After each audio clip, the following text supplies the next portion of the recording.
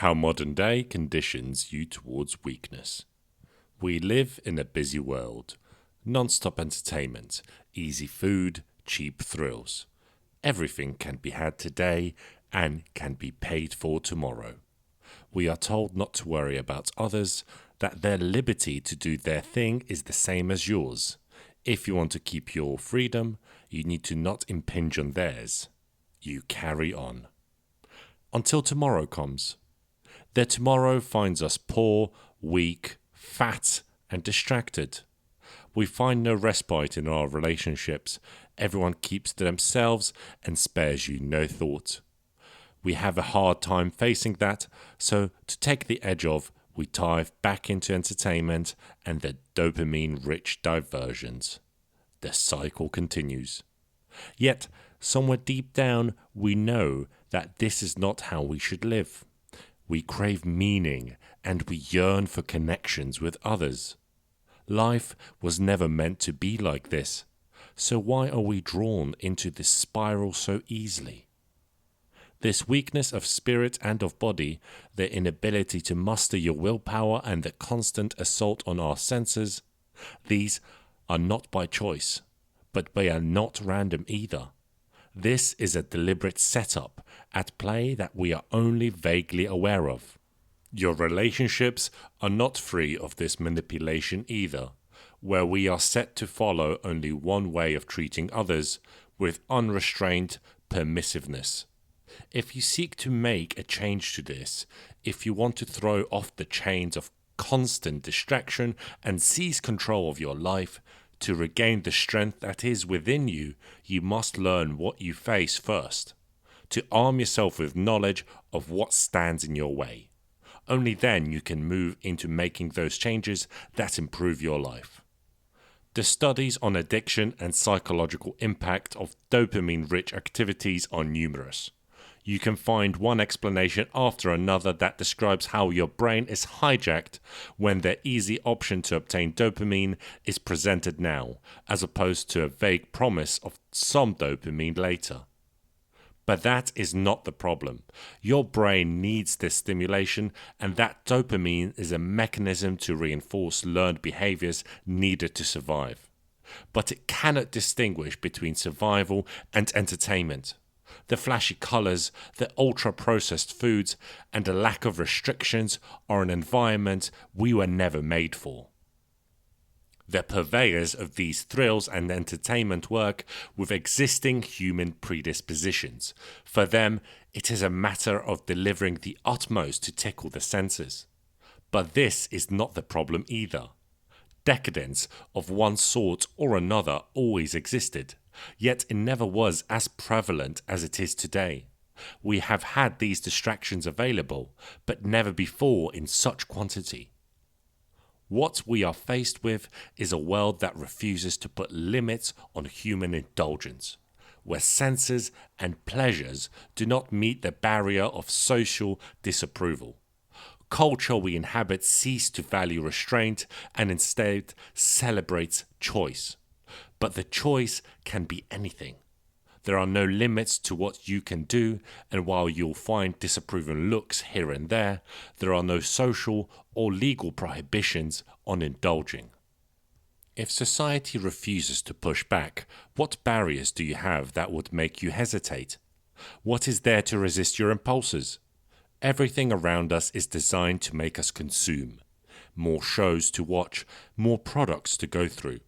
This consumption is made even easier with credit too, where friction between you and consumption vanishes entirely.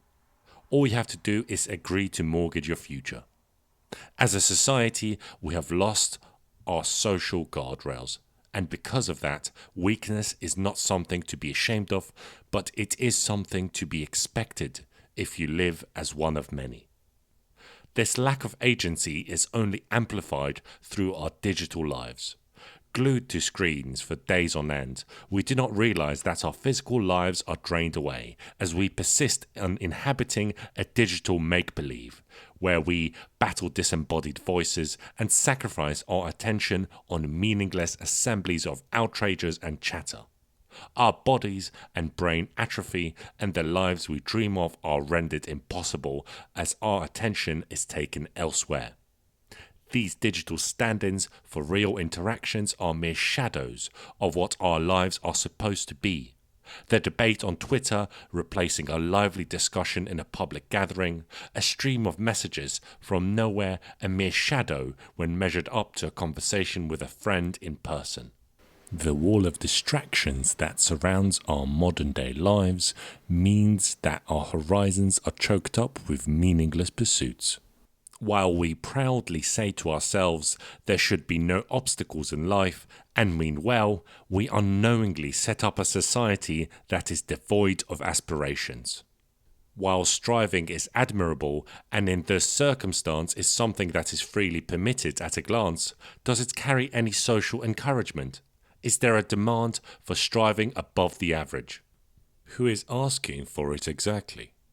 More often than not, you'll encounter people who feel threatened by any kind of improvement or advancement, as it sheds a poor light on their own lives. They will discourage you and advise poorly, if only to preserve a world where they are not forced to measure up, lest they be stepped over. It is far better to not disturb anything, lest the easy life be taken away. It is better to be preoccupied with the abundance of options where, according to today's opinion, real freedom lies. From the outset, it looks like life today is one of endless possibility. Be who you want to be, do what you will, take what you want. But we know that this is not the full story. There is no such thing as free lunch. When we choose, we have to give up the alternative. All the time that the world is assaulting us with choice, it forces us to forego and give up something, yet we hardly know what. This choice paralysis, far from being a mere experience you have in a supermarket, is something that spills over into your life as you start to ponder the road not taken. But this forced sacrificing of the unknown underscores something more profound. When all you are given is options, you have no obligations. And because of the abundance of choice, the more options we have, the less likely any one choice is. We are funneled towards constant self-fulfillment. But when the vessel that is ourselves is broken, how are we to fill it? Like the empty calories of the snacks we crave, we are never nourished when they are all that we eat. The only antidote to this is responsibility. To have a duty in life, something that is dependent solely on your effort and your choice. Yes, choice, as responsibility is a burden that is seemingly non-negotiable but is taken up willingly, as we see the greater picture of how it forms a part of our life and how it forms us. It starts with responsibility for yourself when you take stock of your life and your circumstances and decide to live differently. The next step is to look beyond yourself. Aspirations that start and end with yourself will ask a lot out of you, yet our social needs will not be satisfied that way. You will burn yourself out, and the avenues explored will put you back at the start in the mire of meaningless choices.